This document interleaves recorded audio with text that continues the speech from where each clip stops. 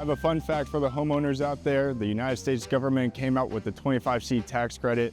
It is free money for the homeowners. All you need to do is reach out to a local dealer and ask them for a qualifying system.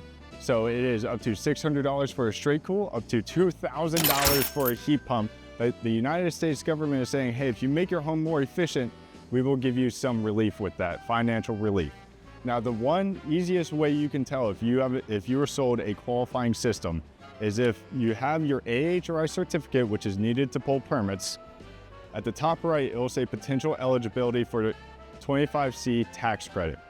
Now, if it does say that, all you have to do is when you're filing your taxes the following year, reach out to your tax accountant, let them know that you have a qualifying system. If you do it yourself, please go to the IRS website, type in 25C tax credit. It will have all the information there for you to do it yourself. Okay, thank you.